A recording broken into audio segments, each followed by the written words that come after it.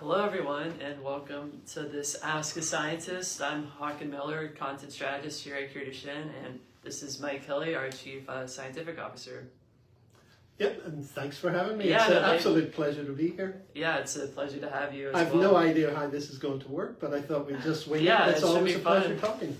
Yeah, I have a couple questions for Mike about research and what's happening. A lot of exciting stuff happening these past couple months and past couple of years, and I think there's a lot of hope too as well. So we'll get kind of into that, and please feel free if you have any questions. Feel free to comment with that question, and we can get to that as soon as we can.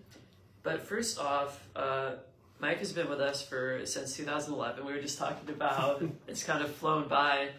But, my first question for you, Mike, is kind of broadly speaking, where are things right now, research-wise, compared to when you started at Duchenne in 2011? Oh, that's easy questions first. Yeah, so really it's a dramatic switch. Whenever I first started in 2011, there was no clinical trials. There was some interesting research, particularly some early exon skipping programs, but there was a real sparsity of opportunities for parents and Duchenne members really to get involved in clinical trials. If you fast forward to where we are today, we've already seen 4 drugs that have been approved, and we're on the cusp of some meaningfully real approvals this year. And there is a plethora of clinical trials that parents can get involved in, and that's why it's really important to understand how science has changed.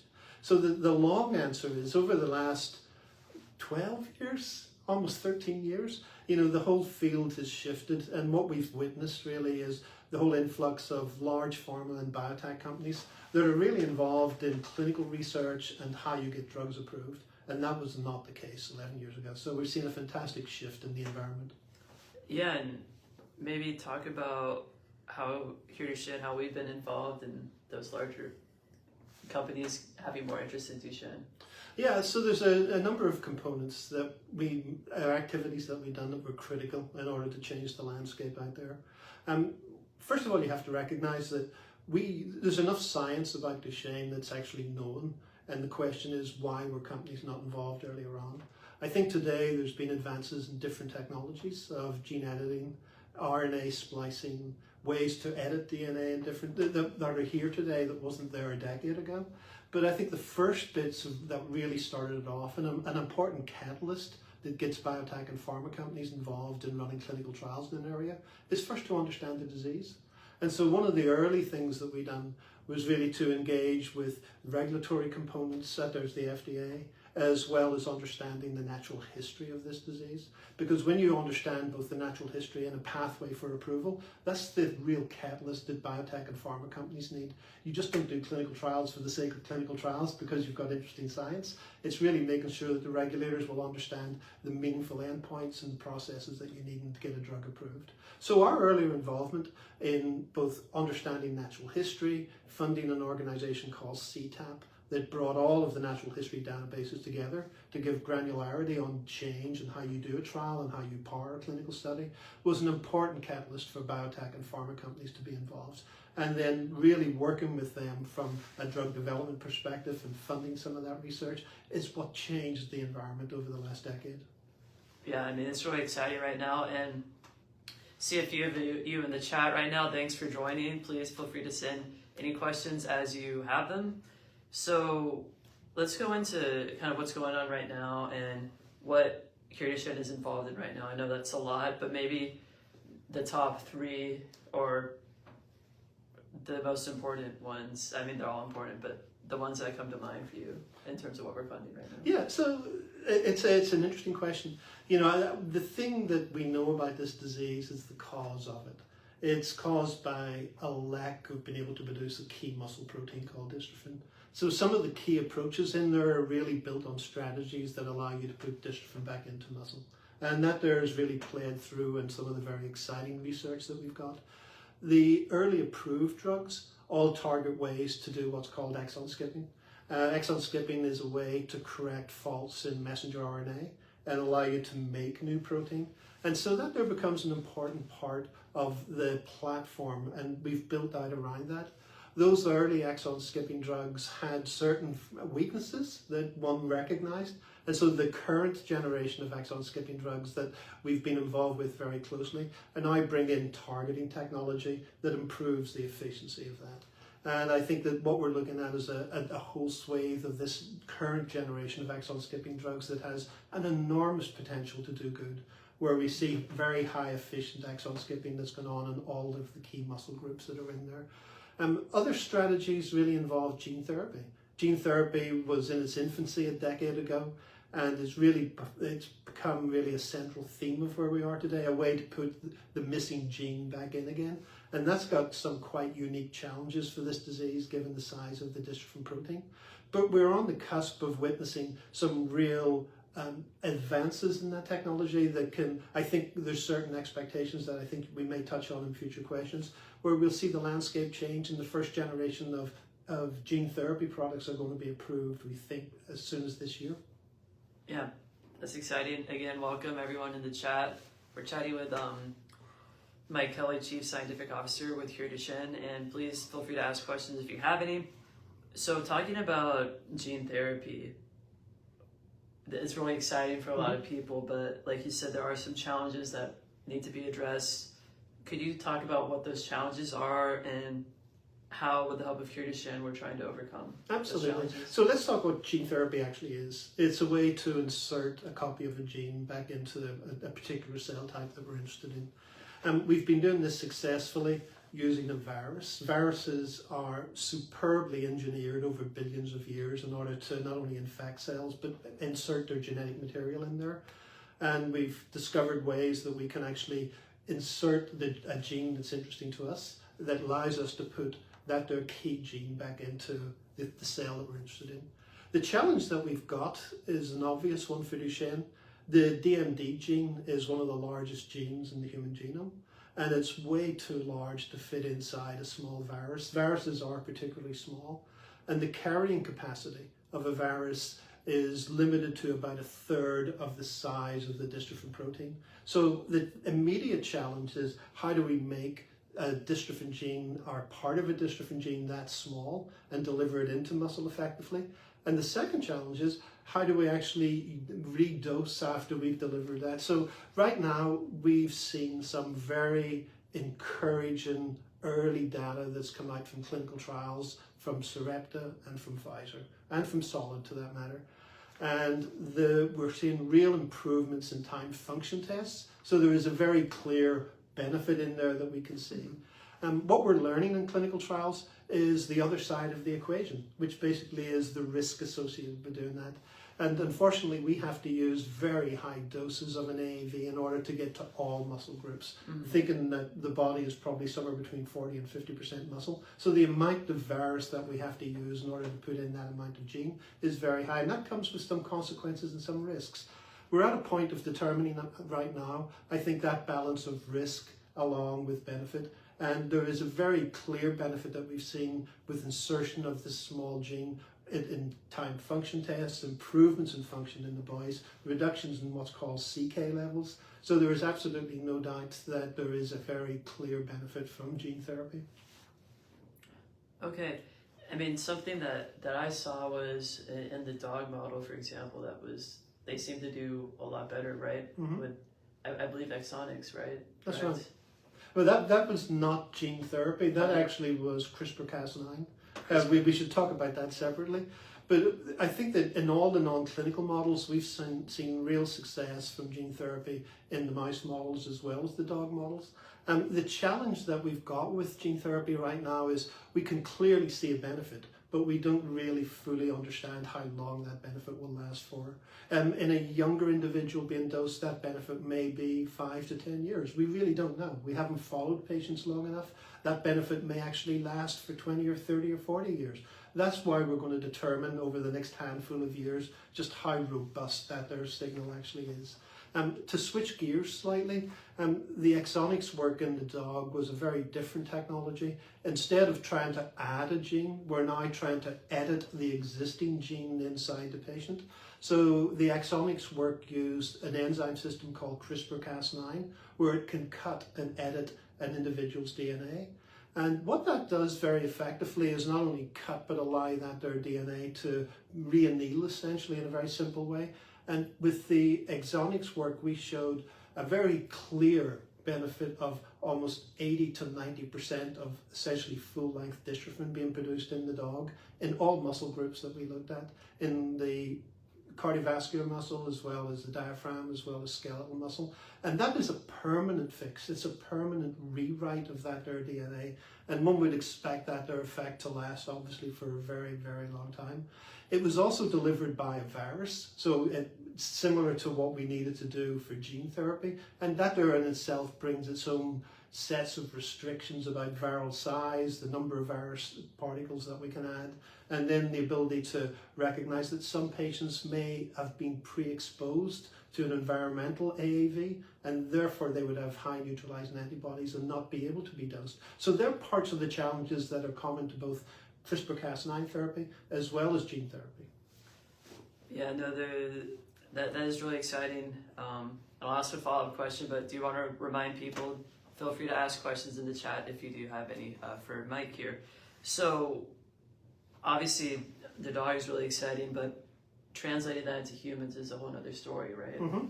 Yeah, so let me take it in two ways. One is that gene therapy is translated quite well. You know, and the work that we've done with inserting that there mini gene in the preclinical models has reproduced itself as we've gone into clinical trials. The late stage clinical trials that Sarepta and Pfizer have conducted and the data that's been released there have shown quite a positive signal that we predicted based on the non-clinical models. We haven't done that yet with CRISPR-Cas9, and that there's going to be challenging. You know, moving across the species is not always predictive, but I think that as we've seen that there correction effect going on, the work that Vertex and Exonics for that matter have done should translate, and we should expect to see that actually enter clinical trial for DNA editing in the very near future. We're expecting that to be this year for the first human example. Okay, so my other question for you is, going back to clinical trials, they all have pretty strict inclusion and exclusion criteria, and unfortunately a lot of people, like adult patients like me, are unfortunately excluded. Can you maybe explain to people why that has to be for those who might be kind of frustrated about that? No, and I can imagine the frustration. The frustration exists, I think, also with companies. One of the things you want to ask in the initial foray into the clinic is basically about the safety and tolerability of a drug. And you can have a population that will give you that type of information very quickly. But the early information, the importance of early clinical trials is to understand the benefit that you see in a patient population. And so the answer to your question is, we have to select a patient population in which we can actually measure the benefit. And we understand with real granularity the changes that we see in a population from 4 through 7 years of age over the period of 12 months or 24 months. And it's because that we can understand that there with real change in a very short period of time. That's why that patient population is used. There you can there's measurable declines that we can see in typical tools like the North Star or other timed function tests that happen on an annualized basis. So you can select that patient population knowing that there would have been a decline and actually see that benefit. And that's not necessarily the case in much older boys. They're typically non-ambulant, so you're not looking for changes in time function tests. And even for changes in cardiovascular parameters, it takes quite a long period of time to see that their benefit measured through in the time frame of a clinical trial. So I want to be clear that younger patients where we know the rate of change are really the sweet spot in order to do a clinical trial, and that is why they're typically included in the first foray into the clinic. You want to understand what the benefit is as well as the risk. And as the clinical trial progresses from a phase 1b, 2 to 3, when you get into the much later stages, companies will tend to include an older population where you'll be looking for safety as well as some benefit, because you want the label that's going to be approved for the drug to include all that the drug is seeing. So just to sum up, it's generally in the key early mid stages of clinical trials that you'll go to a younger population, and you'll only typically bring in an older population at much later stages just before you're going for registration. So the next follow-up to that would be, you may be excluded from some trials, but there are a lot of ways to get involved in research, however old you are, right? There is. Just to even touch on that and broaden it out, it really depends on what the therapeutic modality is. Certainly for exon skipping or gene editing drugs, we'll want a younger population to understand that there are benefit along with the risk. But for drugs that are targeting, for example, fibrosis, or drugs that are specifically targeting some cardiac benefits, there you'll want to immediately and very early go into an older population, because that's where you'll see the benefit of that there come out. Sure. And that's well, is there an example of that? There is. I think if you look at the trials that Capricor have been running, and that there's with cardiac-derived stem cells, there the population is typically, at least in the early phase, has been non-ambulant. They have broadened it into an ambulant population, but they went the opposite way around. So it was initially a non-ambulant older population to look for that their benefit. The same is true for Fibrogen, who are taking a novel approach with an antibody that's targeting fibrosis. And once again, fibrosis is something that's particularly prevalent in an older population rather than a younger one. So there's two good examples where older populations are the ones that you would look at first. Okay, and I'm putting those names in chat for those of you interested, so you can look that up. So Gloria here has a great question. Gloria, I hope you're still on here. She was asking, is there a non-viral technology for gene therapy? So there is, but unfortunately not necessarily for Duchenne right now. And so let me explain that. The challenges that we've got with viral delivery really are to do with the carrying capacity of the virus. And so we're limiting to a small mini gene. And also the inability to redose after treatment, because as you get exposed to that virus, you build an enormous amount of neutralizing antibodies that will stay there for years, if not decades. And so it really prevents the ability to redose that. So non-viral technology is critical, I think, for the future of where we want to be. Non-viral technology is not limited in size of gene, so it opens up an opportunity or an avenue for much larger transcripts or even the full life dystrophin gene. Non-viral technology would allow you to redose, which I think is going to be important.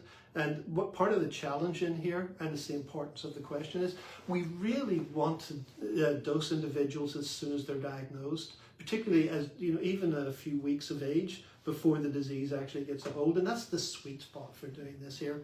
The ability to do that with a virus means that the need to redose will be sooner rather than later. And therefore non-viral technology really is an important part of where we need to be over the next few years.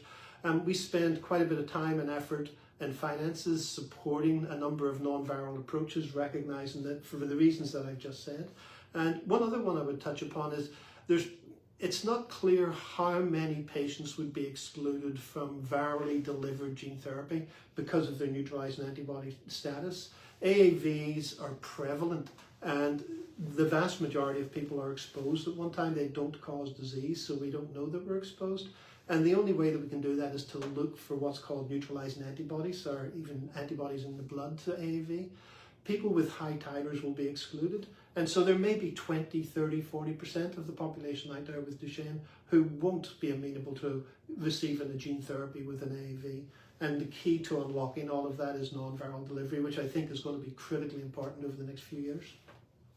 Yeah, can you talk about one technology that we're looking at to help overcome that challenge? Yeah, there's a number of companies that we're focused on right now and working with. One in particular would be Myosana, another one would be Code. Each of them, for various reasons, have attracted quite a bit of interest in there.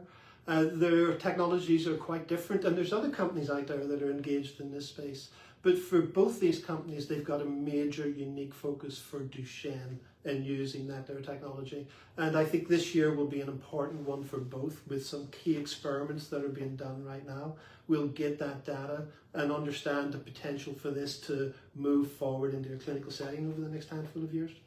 Okay.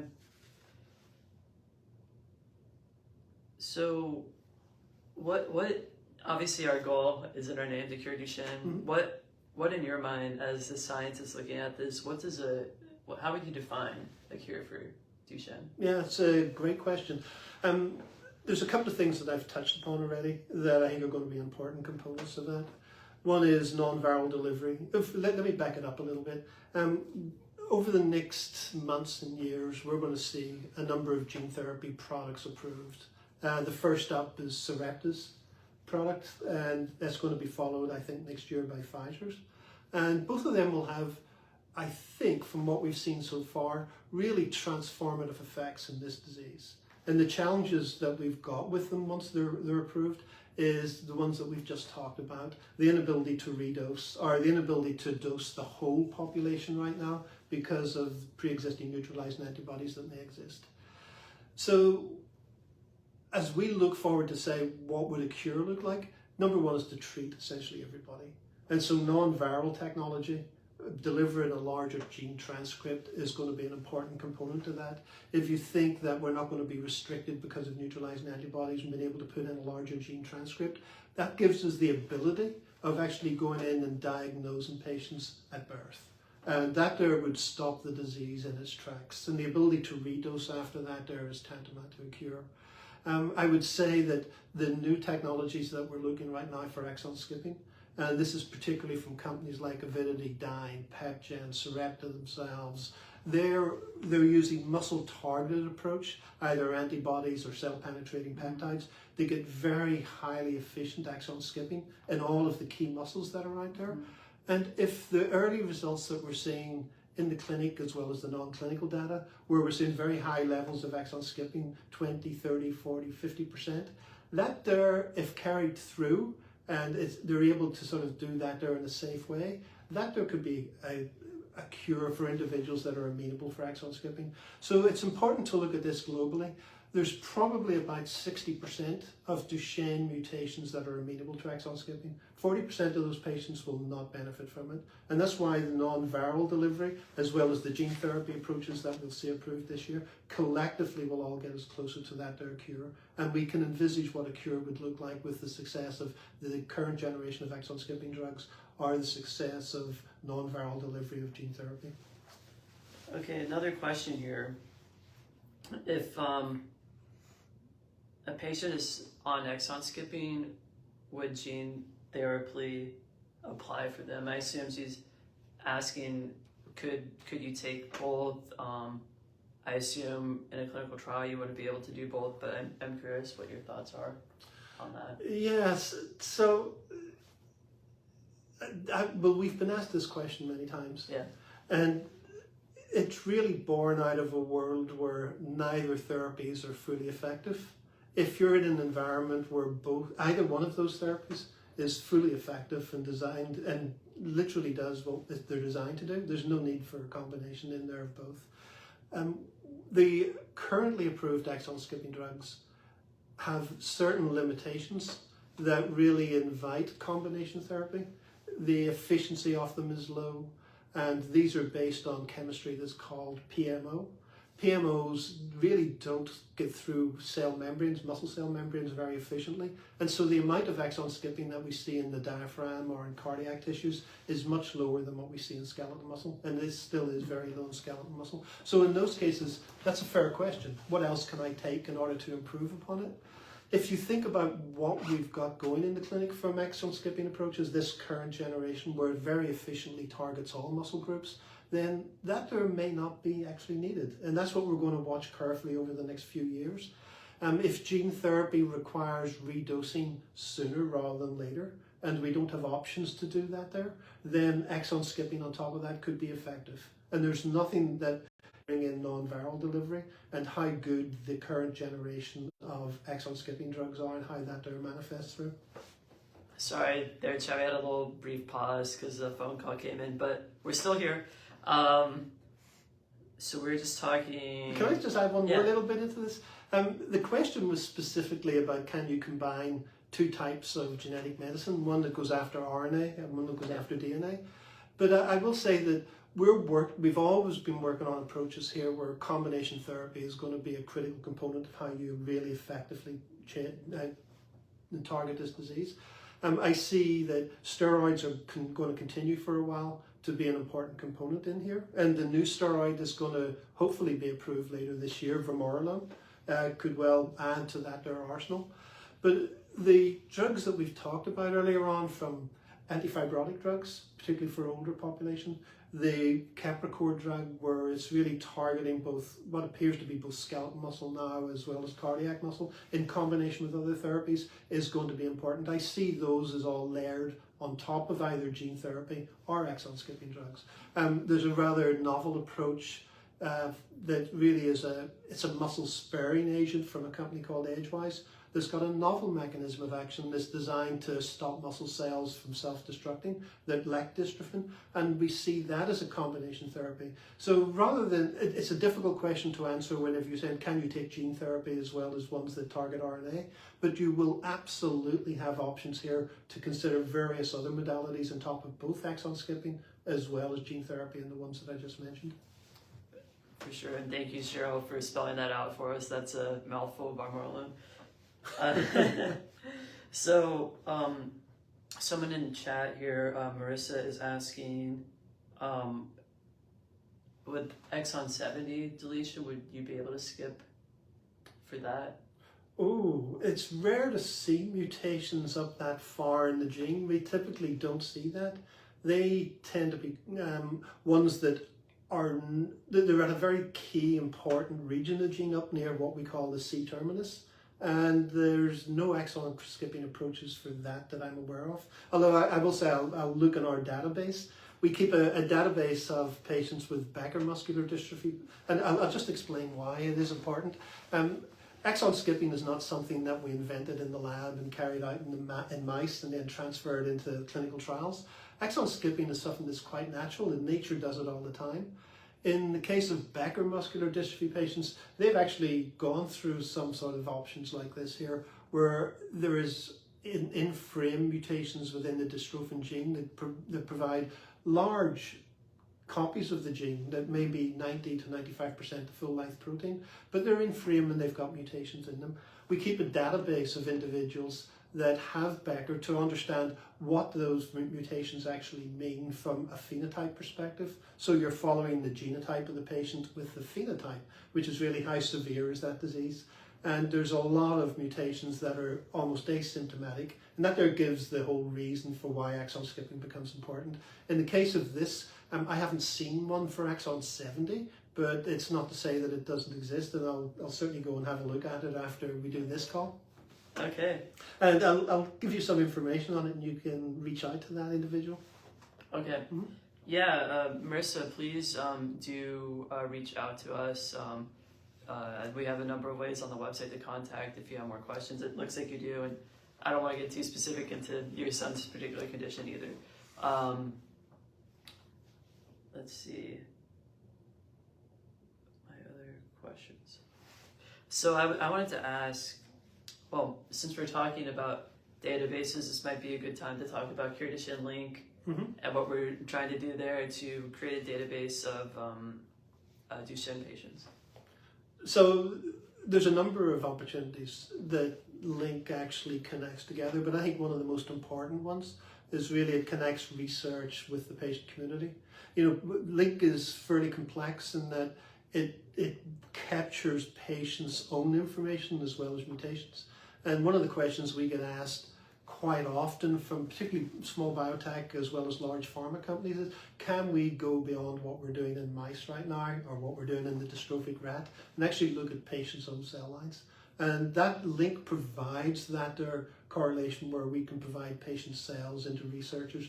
And along the lines of what we've just asked about exon 70, you know, they ask questions all the time about, will this technology work within a patient's cell? It helps to do a number of things. It helps de-risk research, and it helps move it faster, you know, with much more confidence. And that there's really the importance of the way that I would describe from a research environment, how patients can play an important role. Link provides that there connection between them, their history that is followed, the patient-derived cells, and researchers who want to move forward into a clinical setting. So this is going to be my last question for Mike, but those of you still in chat, if you do have specific questions for Mike, now is the time to ask those. I'll check right before we end, but we talked a lot about gene therapy, exon skipping. We kind of mentioned some anti-fibrotic therapies. A lot of people are familiar with those. What are some treatments that people may not be as familiar with but are as equally as promising? One I touched upon earlier on actually was Edgewise. Edgewise Therapeutics is a new company. We've been working with and funding part of their research. They've got a very novel technology that's designed specifically for muscle cells that lack dystrophin. And I'll just back up a little bit. A muscle cell is quite unique in that not only does it have to move and flex, but you have to put force through a muscle cell. And that's enough to destroy any cell that's out there. And dystrophin's role within that muscle cell is, at least it's fairly complex and hidden by the size of the gene. But one of them is to help get rid of force from both the inside of the cell to the outside of the cell. Dystrophin actually links the inner components of the cell with the cell membrane and then to the extracellular matrix. And it allows a muscle cell to actually get rid of force without self-damage. And what Edgewise have done is design small molecule oral drugs that are taken once a day in order to help stabilize a muscle cell from undergoing self-destruction whenever they lack dystrophin. And they've got some amazing results so far in a non-clinical setting that they're currently trying to translate into humans. Their initial foray was into Becker muscular dystrophy patients, which I find quite exciting. There's no real treatment options for Becker. Those patients tend not to take steroids. There's no real clinical trials that were going on out there. And so their technology was beautifully suited as a standalone product for Becker muscular dystrophy patients. And the early results are quite promising.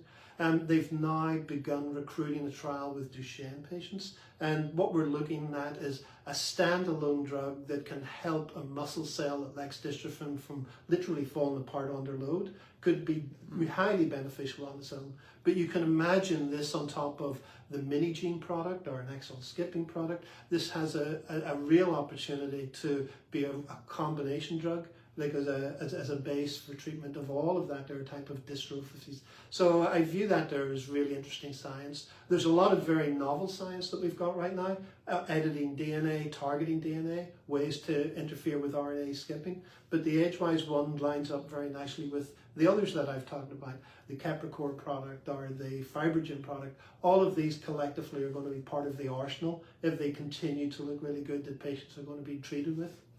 Okay. We have another question here from Lucas. He's asking about the best treatments for people that have a large deletion, such as his son, for example, which is 3 through 29.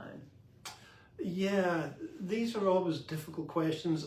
Let me say this to Lucas. I think whenever it gets into some of the personal information, I'm happy to get on an individual call. And I would invite Lewis, to arrange that there, and I'd be really happy to sit down and discuss them and discuss the options that actually exist for that there, so that Lucas is fully informed in there. Some of these large deletions are a little bit more of a problem, particularly in the early part of the gene. This here is right close by the N-terminus that presents its own problems, and it's also in a region where right now there is some challenge in gene therapy, because those patients are actually excluded from gene therapy because what we understand to be an immune reaction to part of the mini gene for individuals that have got large deletions in that region. So there's a ton of information that I could give Lucas, and I would encourage him to set up an individual call and we can go through it rather than throw it all out in a public forum. Absolutely, and I'll put the email in there as well. In fact, it's further up in the chat. It's cares at Duchenne. Yeah, and if he contacts the CARES team, they'll set up a call and we can fit up a video conference and just walk through some of that stuff. Yeah, and that applies to anyone on this call too who has specific questions about whether certain therapies will work for their child or not. And so we're going to start wrapping it up there. Thank you, everyone, for tuning in, for your great questions. Thank you, Mike, for your welcome. Time. I know I just got in today, but it's great to have him here and be able to answer these questions. Yeah, can I say one more thing that is part of the wrap up? I think one of the first questions was what's happened in 11 years, and individuals can get a real sense of the tremendous movement that we've seen. Duchenne is a rare disease, but boy, it really has caught the imagination of the biotech and pharma industry. And we have thrown a lot of technology at this that we're going to see transformative improvements and approvals this year and over the next few years that are going to have real meaningful effects for patients. This is a time where every piece of technology is being used and really attacking this. I can see great opportunities over the next couple of years, and where we are in trying to improve, where we have improved the initial generation of exon skipping drugs into the new ones that are targeted towards muscle. The first approvals of gene therapy that's on the horizon for us right now, and then the focus that we've got to get around some of the limitations that exist in there with non-viral delivery. This is a real time for change in this disease, and between now and over the next couple of years, I think we'll see some phenomenal changes that's been built on the last 11 years worth of work, that Duchenne has done. Great. And Cheryl actually had a quick question here about gene therapy and whether that would work for duplications. Oh, really good question. The short answer is yes. We have some real proof of concept work. Probably about 12, 13 years ago, we funded the early work of Dr. Kevin Flanagan at Nationwide Children's, and that was aimed at really targeting duplications. Just to back it up a little bit, the vast majority of mutations that are disease-causing are deletions and point mutations, and fairly large ones at that. But duplications on the gene are rare, but they exist. It probably covers around about 5 to 6 to 7% of all disease-causing mutations. And for us, it was an important component of why we funded that work early on, to look at how can you skip one copy of a duplicated exon, because what it gives you is full-length natural dystrophin protein back again. And that work with Dr. Flanagan was one where we initially created a mouse with the most common duplicated exon, which was exon 2, and then continued to fund that through the non-clinical phase into the clinic. And the clinical work that's come out over the last couple of years has been nothing short of outstanding. An individual was treated, a 7-month-old individual was treated last year for the first time with a gene therapy approach, or a gene exon skipping approach. They were able to effectively remove one of the duplicated exons, construct full-length protein in this individual up to the level of about 90% of normal, of full-length protein. So the long answer that I've just given you is absolutely yes. It's one of the most exciting approaches that are out there for individuals with duplicated exons, and the proof of concept has already happened in a clinic, and I think that we can expect to see more of this over the next few years.